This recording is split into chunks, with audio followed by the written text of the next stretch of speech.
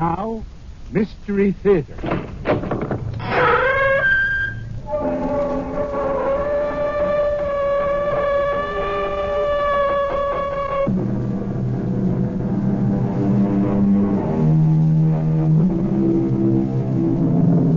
Come in. Welcome. I'm E.G. Marshall, Chamberlain in this court of the mysterious and the macabre. The act of trust seems to get short shrift from the poets, the philosophers, and even the prophets. An early American sage warns us to trust everybody but cut the cards. The book tells us, put not your trust in princes. Very well and very good, but you have to trust somebody. Can anyone go all the way through this life without trusting another human being? What is it you want me to do? Show me how to use this. That's a revolver. Exactly. Where did you get it? I don't think that's important. Why, I don't think I should help you to... Well, if you don't, I'll probably kill myself trying to figure it out. But you don't need a revolver. I feel safer with it in the house. Ted is away so much. Well, you flick out the cylinder. Mm-hmm. And you insert the shells into these chambers. I see. And now you flick back the cylinder. And I hope you never have to use it. But the gun is ready to fire. You just point it and pull the trigger. Like, so? Like so. But not at me. Why not at you? Myra. I intend to kill you.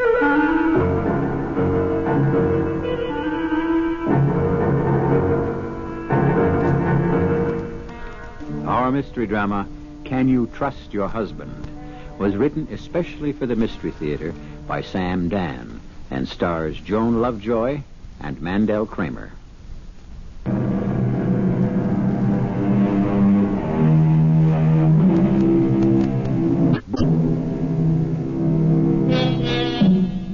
Somehow, love seems to have become the province of the young.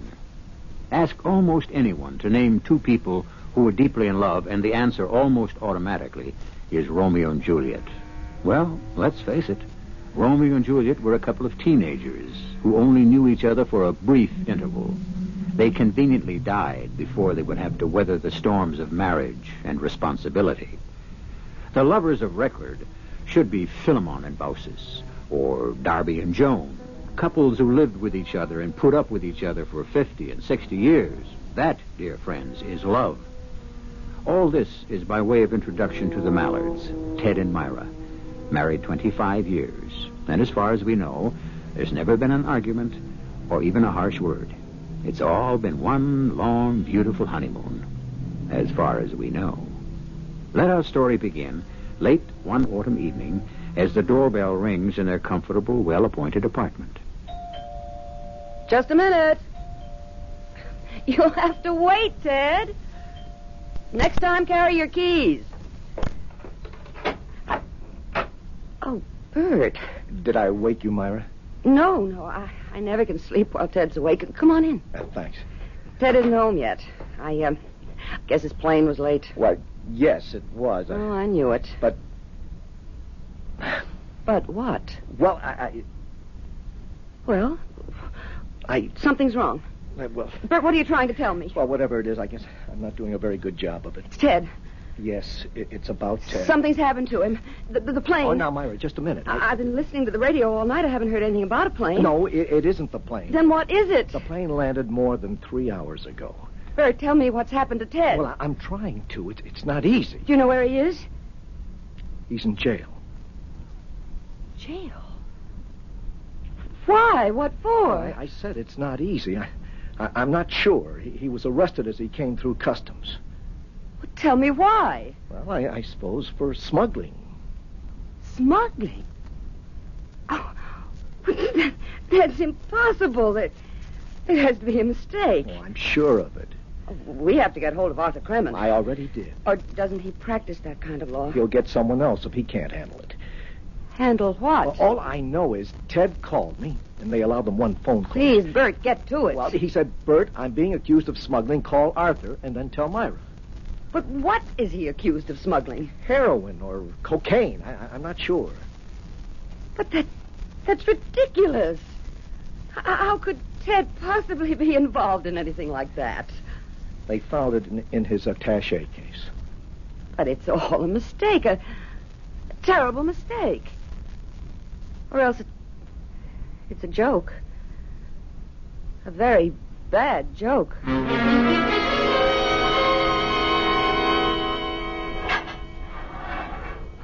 Ted, oh, Myra, darling. Myra, I didn't want you to come here. Why not? Because it's a prison cell. Are you all right?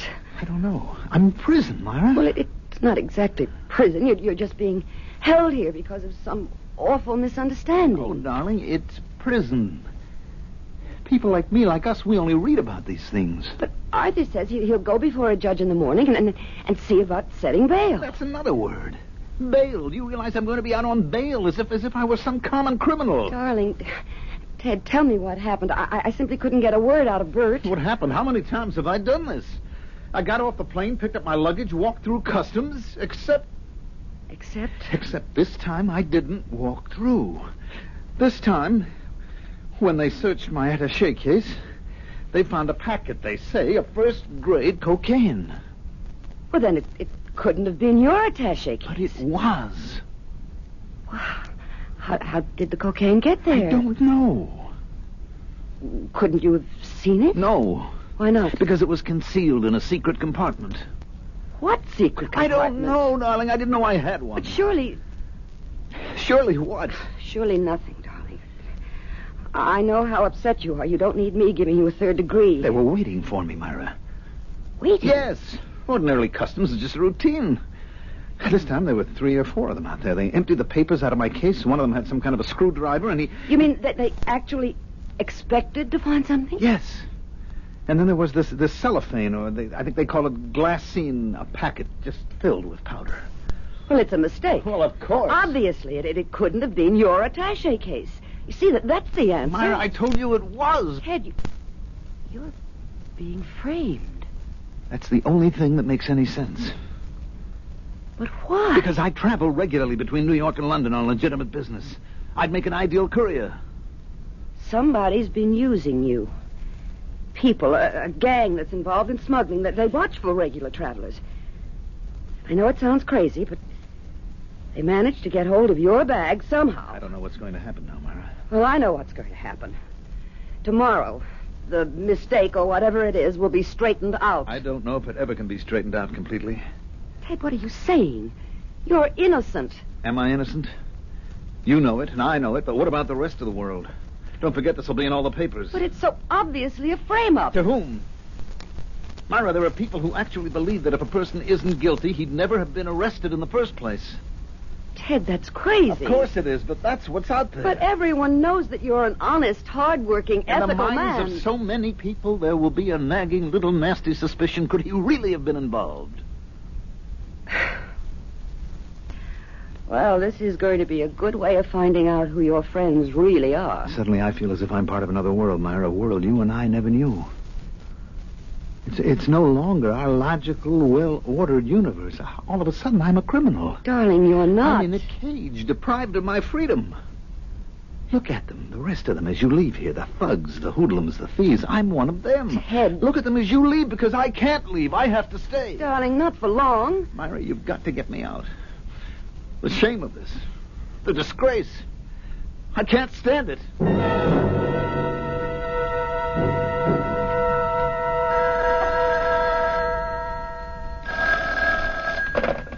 Hello? Myra, Bert, where are you? courthouse. Was Arthur able to get bail set? Well, that's what I'm calling you. Bert, please, just tell me. There's a problem, Myra, and Arthur's going to be tied up with it, so he asked me to call you. Bert, will you please tell me? Well, it looks like Arthur can't get bail. What do you mean he can't get bail?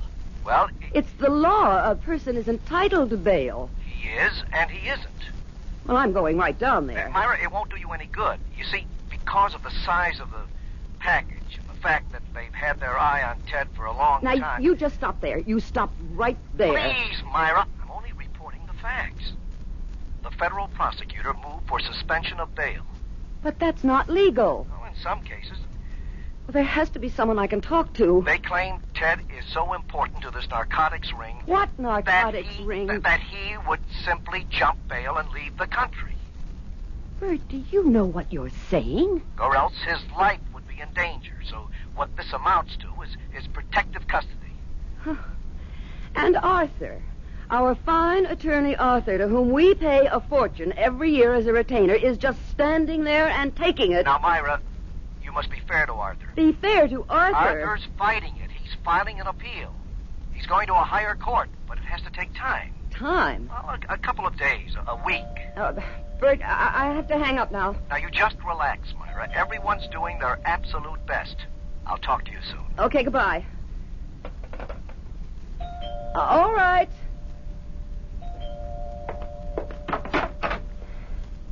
Yes? Mrs. Mallard? Who are you? I'm Lieutenant Jack Denson of the Narcotics Squad. We're cooperating with the federal authorities. And? Here are my credentials. I see them. May I come in? Why? To discuss your husband's case. My husband doesn't have a case. He's a victim of a frame-up, of some sort of ghastly mistake. There's nothing you can gain from talking to me. I'm here to help you, Mrs. Mallard. Help you and your husband. Help us in what way? Well, I'd rather not discuss that in the hallway of your apartment building.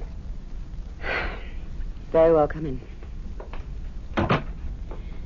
The only way you can help us is to clear up this terrible mistake and get Ted out of that jail. What makes you think it's a mistake? What makes me... My husband is innocent. What makes you think so? I'm going to have to ask you to leave this house. First, answer my question. What makes you think your husband is innocent? The fact that you love him? Of course I love him. Has that become a crime? Your entire attitude toward your husband is based on the fact that you love him. And love happens to be blind. Please, spare me your dime store philosophy. You don't live with a man for 25 years without getting to know him. Ours was no ordinary marriage, or maybe it was. Maybe all marriages are the same. I wouldn't know. But we were together in everything. We had no secrets. I don't believe we even had separate thoughts. We lived with and for each other. So he couldn't have been doing anything wrong, because I would have known it.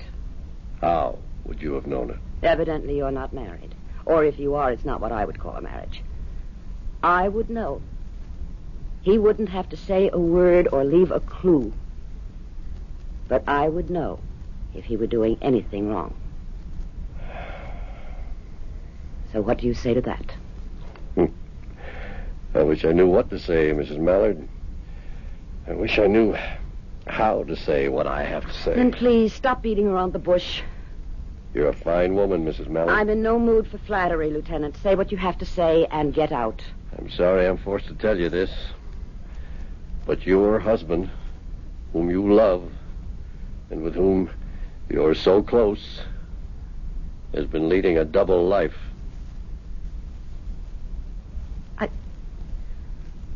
I don't believe that.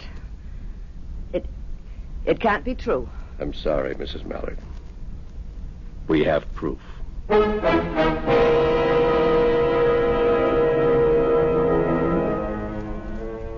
There are parts of the world where it never rains. The bright golden sun shines in a deep blue sky, and all is beautiful and cheerful and gay. And after a while, you accept it as something that will last forever. But as the song says, into each life some rain must fall. And when it does, those who have never known what it is to be drenched usually suffer the most. I shall return shortly with Act Two. To the Mystery Theater on WABC.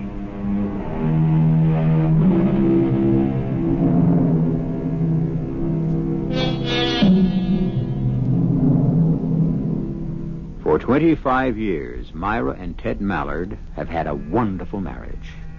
Myra and Ted could communicate without speaking, read each other's thoughts, share each other's feelings.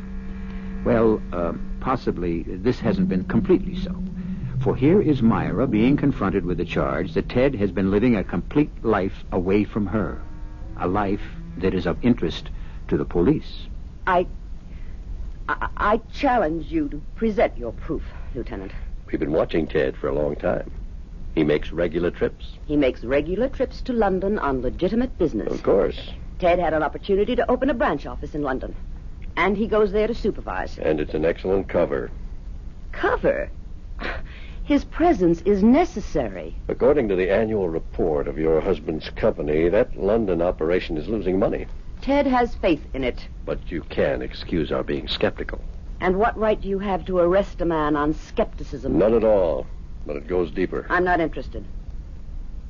I can see the nature of your so-called proof. I want you to help your husband. Why should you care? By helping him, you help us. Mrs. Mallard, he won't talk. What does he have to talk about? Everything. Who his associates are, where they buy the drugs, where and to whom they sell, who is protecting them. But... Please, let me finish. You must convince him to talk.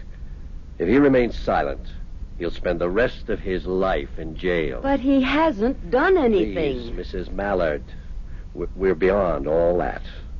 Now, you must convince him to cooperate. That way he can get a substantial reduction in his sentence. What sentence? He'll be tried and he'll be sentenced. We have proof. You keep saying you have proof. And all you've got is the packet you found in his attaché case, and that could have been planted there. It could have been, but it wasn't. Well, I won't be intimidated.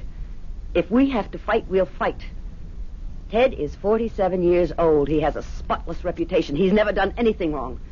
The jury will simply refuse to believe that he could be a member of a dope ring. Did you ever hear of a woman named Jenny Saunders? Jenny Saunders? I don't believe so. I'll do some things that are not exactly in the book.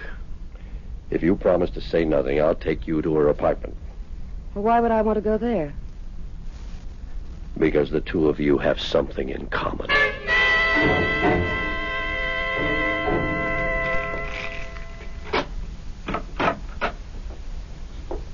How does it happen that you have a key to this woman's apartment? Well, you see, she's cooperating with us.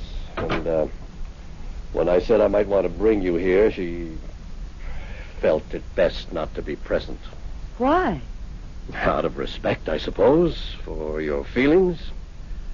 What do you think of the place? Well, it's nice enough, but why have you... Wait a minute. That's Ted's picture. Yep, that's Ted's picture. What's Ted's picture doing here? You'll find some of Ted's clothing in the closet also. Oh no. Oh, no what? You won't get away with this. I see what this is for. It's a frame-up to build your case. You're planting his things in this apartment. You're making serious charges, Mrs. Mallard, and I can understand how you feel, but Ted was here. He spent time here. I defy you to prove that. We have witnesses. People have seen him here. Well, they can. They can all be part of this plot. Which plot? Mrs. Mallard, why should we want to frame your husband? I don't know. To make an arrest, to create an impression you're cracking down on drugs? Why pick on Ted Mallard? Why construct this elaborate framework? I won't believe it. That means you refuse to believe it. Mrs. Mallard, let's accept your argument for a moment. The drugs could have been planted in the attaché case. Then you admit... For the sake of argument. Okay. Then we could have gone to the trouble of setting up the apartment, the witness, the girl. But you tell me one thing. How do you explain your husband's fingerprints? What fingerprints? His fingerprints are all over the place. I know it's very hard for you, Mrs. Mallard. I suppose you have to look at your whole life now from another perspective. And maybe, faced with all this, you won't even want to help him. Please. Let me out of here.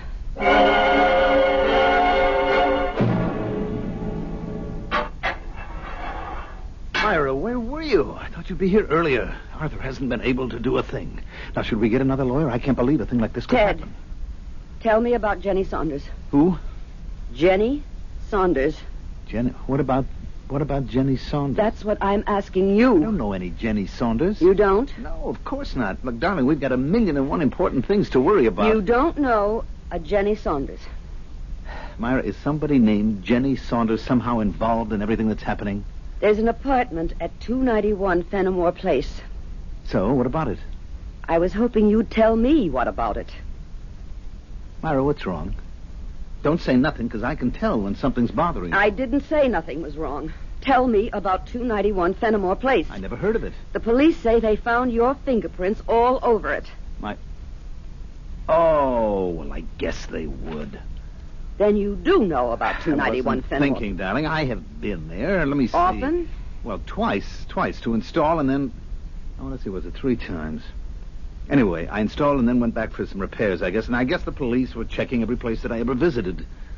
Well, why would you have been to 291 Fenimore? As a favor to Bert. Bert? Yes, he's got a friend. Jenny Saunders? I don't... Maybe that's her name. I never saw her. I never saw anyone in the apartment. Well, why did you go there in the first I'm place? telling you, darling, Bert asked me to install one of our special stereos for this good friend of his. You? Don't you have servicemen and technicians There to do were that kind some of thing? new things, and Bert said that it would be a big favor. And that's the only reason you ever went to 291 Fenimore Place? Well, of course. What other reason would I have?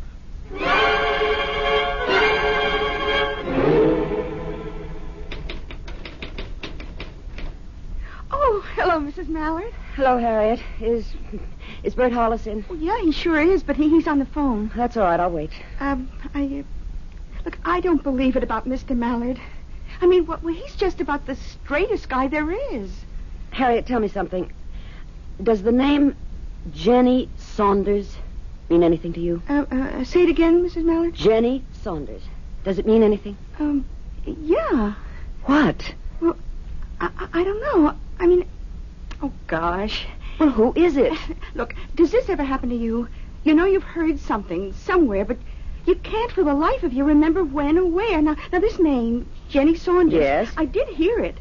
Apropos of what? Apropos of, I can't remember. Oh, please, Harriet, try to recall. No. It doesn't do me any good to try. It's very important. Look, I mean, it's all just sloshing around somewhere in my subconscious, and it'll come to the surface when it wants to. Well, you will let me know, won't you, if you should happen to remember? Oh, sure. Oh, Mr. Hollis's light is out now, so he's off the phone. Why don't you just go in? Thank you. Bert? Myra, come in. Sit down. Thank you. Is there something new? I know Arthur's still waiting for the Court of Appeal. Bert, who is Jenny Saunders? Well, I'd never heard of her. Now, look, I know how long you and Ted have been friends. And, of course, your instinct is to protect him, but Bert... Oh, Bert, I have to know. What do you have to know? If my husband has been having an affair with a woman named Jenny Saunders... Ted? An affair? Oh, no, never. It's impossible. Bert, I looked in the mirror today, and I see that it could be possible. Myra, I know Ted, Please and I listen say to never. me, please. When I think of Ted and me and our marriage, I believe I'm still 20 and he's still 22. But I'm not, and he's not, and I have wrinkles, and a girl named Jenny Saunders is probably quite young. And you're being quite silly. Ted would never... Are you familiar with an apartment at 291 Fenimore Place? 291 Fenimore... No. Should I be? Yes, if you have a friend who lives there. No, I don't know anyone who... Well, since you have never heard of the place, and you don't know anyone who lives there, then you couldn't possibly have asked Ted to personally install a special super stereo. Ask Ted to what? You heard what I said. Well, I heard it, but I can't believe it. Well, why would I ask Ted? I see. Myra, please. Why did you ask me such a question? What are you driving at? What's happened? I'm not sure. When Ted was arrested at the airport the other night, I thought that was the end of the world. Now I see that may have just been calm before the storm.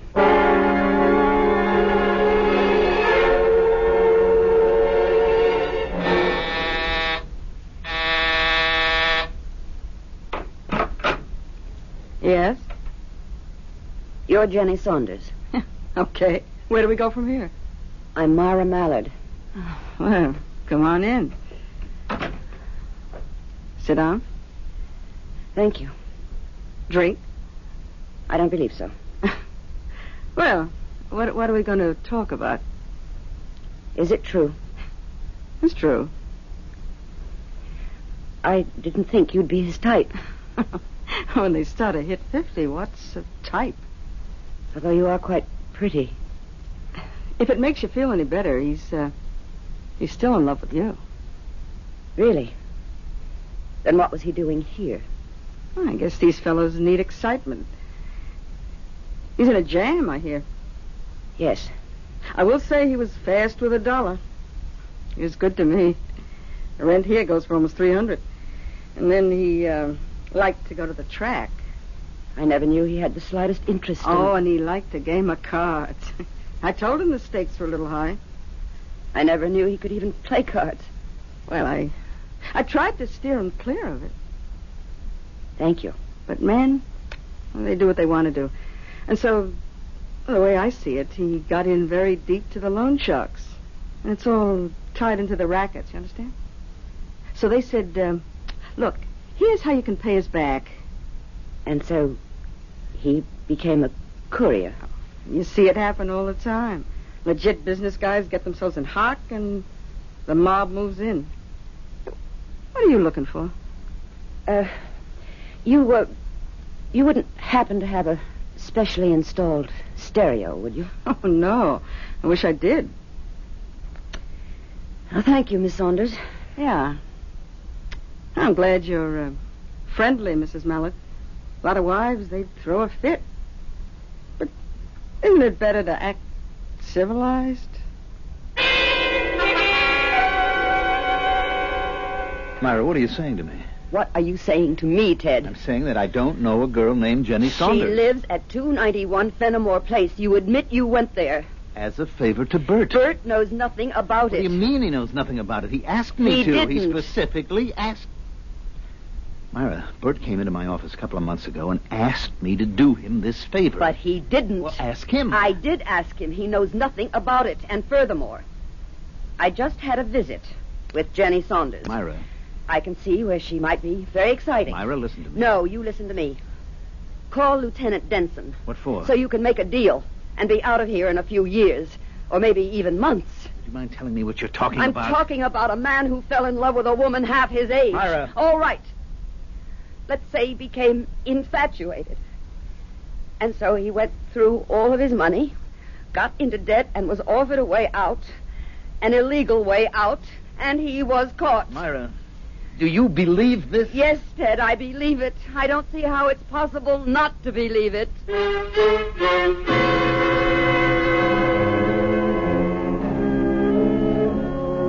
How is it possible, indeed, not to believe it? How can one doubt the evidence? Evidence based on the reasonable, logical, and sensible interpretation of the facts that exist. Certainly, a man must be proven guilty beyond the shadow of a doubt. Is there even a shadow here? Everything seems so clear-cut. I'll be back shortly with Act 3. The Mystery Theater returns on WABC.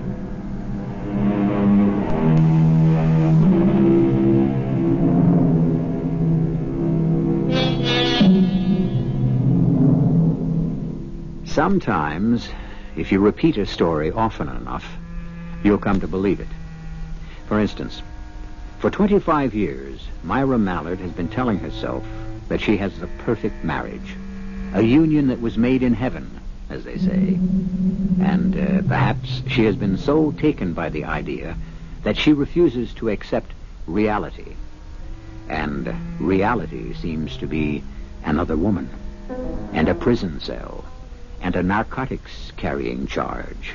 You're telling me I've been having an affair with another woman? I have met her. And I've been maintaining her? Yes. And the drain on my finances has driven me into becoming a member of a narcotics ring? Ted, these are facts. Well, I deny every one of them. But your fingerprints are all over that apartment. And I told you how they got there. Oh, Ted. I also told you something else. I told you this would never be straightened out. But that the very fact I've been arrested would scar me for the rest of my life. Ted, that there'll always be a nagging doubt in people's minds. Well, what can I expect from strangers when my own wife believes I'm guilty? Oh, Ted, I don't know what to believe. I'd know what to believe if you were the one who was sitting in jail. I'd believe what you told me. I'm trying to, but all the evidence... I wouldn't care for evidence. I'd know that the person I loved would tell me the truth. I don't think we have the kind of marriage that we thought we did. Or at least that I thought I did. Ted, what do you want me to do? What do I want you to do if you have to ask? I'm all mixed up. We had a paradise, you and I, Mara. But at the first storm, look what happens to it. Darling... The other night you said to me this would be a good way to find out who my friends are. Well, it's better than that. It's a good way for me to find out who my wife is.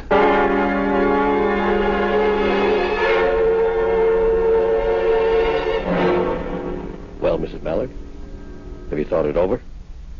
Yes, Lieutenant Denson, I have. And have you decided to help your husband? Yes. I'm going to do everything I can. Fine. Then I can expect you to cooperate with us. Oh, I will. That is, if you agree to cooperate with me. Certainly. What would you like me to do? Find the man who's really guilty. Mrs. Mallard, is it possible we are back to ground zero on this thing? We never left it. Ted is innocent. In the face of all the evidence, can you really believe that? Yes, I believe he is innocent. And I believe it because he says so. Ted Mallard cannot lie to me any more than I can lie to him. Mrs. Mallard, I would like you... I know what you'd like. You'd like me to look at the facts. But there are all kinds of facts, Lieutenant. You have yours, and I have mine.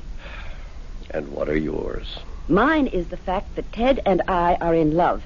Yes, for a moment, I panicked. I was frightened. Mrs. Mallard... It's no good, Lieutenant. I have 25 years supporting me. I know this is a blow to your pride. Let me tell you whom you should investigate. My husband's partner, Bert Hollis. Please, Mrs. Bert Mallard... is lying. He said he didn't ask Ted to install the stereo set at 291 Fenimore. Mrs. Mallard, you can't shift the blame conveniently. Why is Bert lying? That's the crux of the entire case. Bert was not caught with the narcotics. Bert was not maintaining a girl in that apartment. Please, Lieutenant, don't give me facts. Your facts. For once, try something else. Something else? Faith. Believe somebody. Take a person's word. You once said, I was a very fine woman. All right. Would I lie? Isn't it possible that I'm telling the truth? I know you have a case. It's well constructed. But it's wrong. Mrs. Mallard, we know Ted is guilty. And I know Bert is lying, and I'm asking you to find out why. We have no reason to pursue that line of investigation. Perhaps you don't, but I do. And I'm going to pursue it. How? I don't know. What do I know about these kinds of things? But somebody has to help Ted. Must be wonderful to have a wife who simply won't face the facts. Oh, you're wrong, Lieutenant. I'm facing all the facts.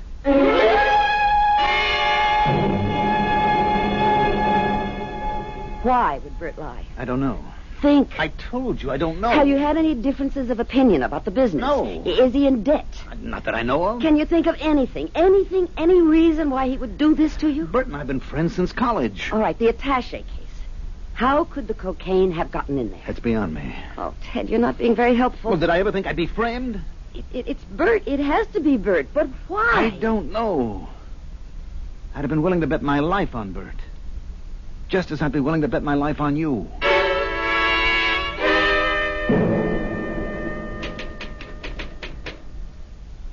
Oh, hi, Mrs. Mallard. Hello, Harriet. Anything new with Mr. Mallard? Well, we're hoping. Yeah. I've just come by to get some of Ted's things. Oh, that's Mr. Hollis's ring. He wants to give me some dictation. Look, if you'll be in Mr. Mallard's office for a few minutes, would you mind answering the phone? No, not at all. It's just that when Mr. Hollis dictates, he gets all confused if I have to stop and pick up the phone. Well, I'll be here for a while. Oh, thanks.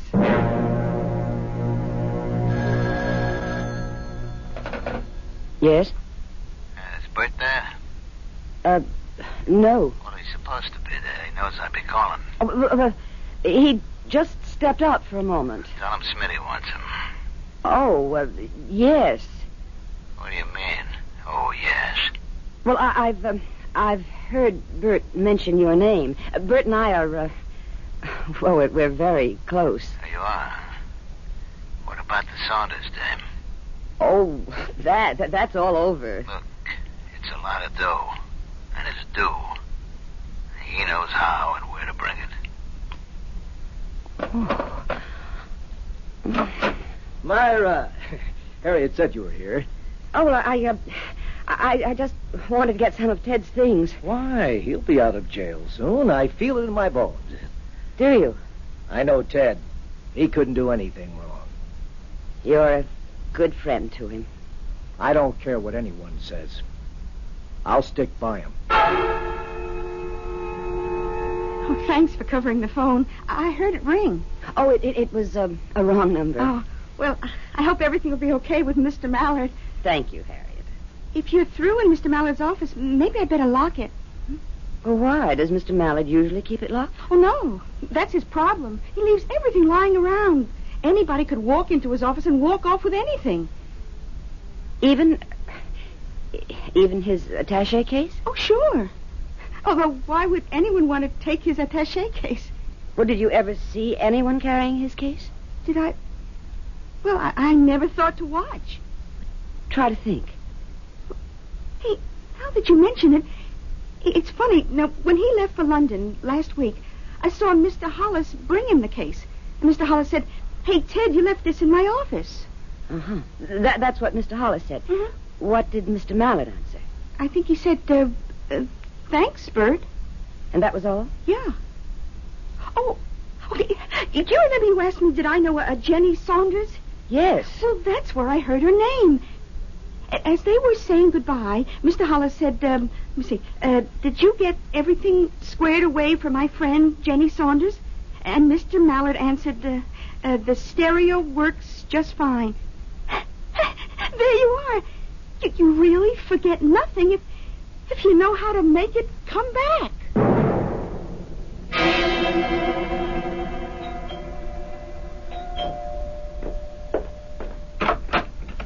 Hello, Bud. I'm on time. You got it? Yeah. Hand it over. I know 50 grand here. I know.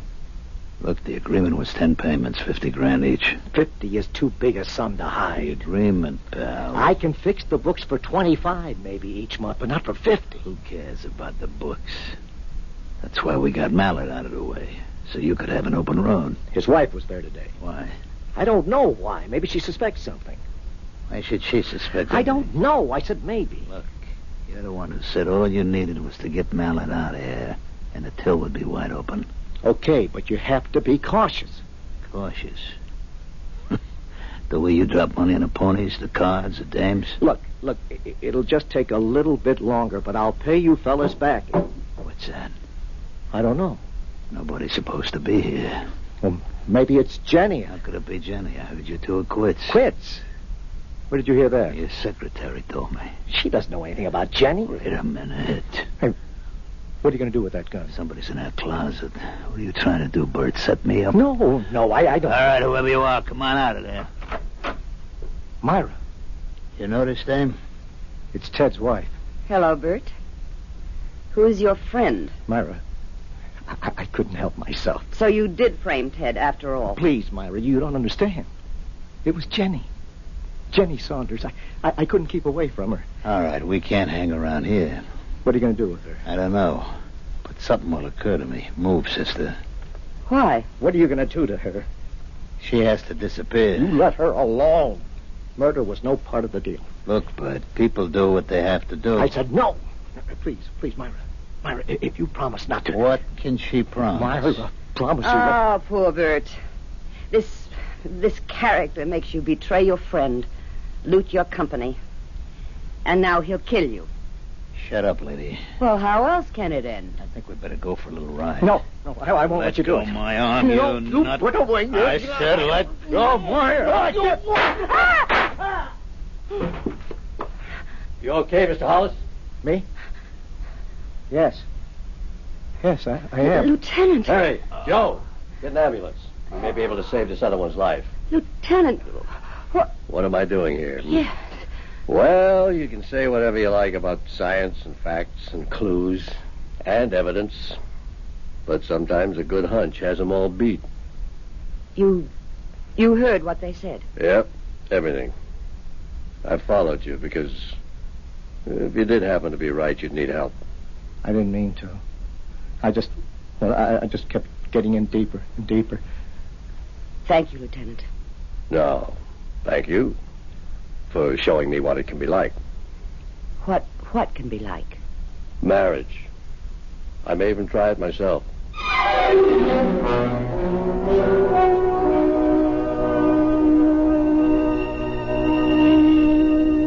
And he did. Or so we are told. Well, what is the moral here? You may be sure that faith can overcome any difficulty.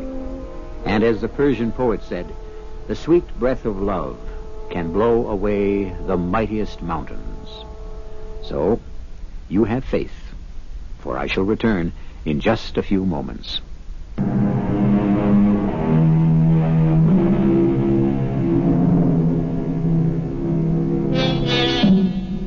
Love, like wine, they say, grows mellower, finer, tastier as time goes on. Just as youth is wasted on the young, so is love. The heart has its reasons, and the more we attempt to probe and pry and weigh and analyze, the more we come to naught. Love is one of the two supreme passions. The other, of course, is murder, which is why we always try to give you liberal amounts of each, 7 times each week. Our cast included Joan Lovejoy, Mandel Kramer, Bryna Rayburn, Ken Harvey, and Sam Gray. The entire production was under the direction of Himan Brown. This is E.G. Marshall inviting you to return to our Mystery Theater for another adventure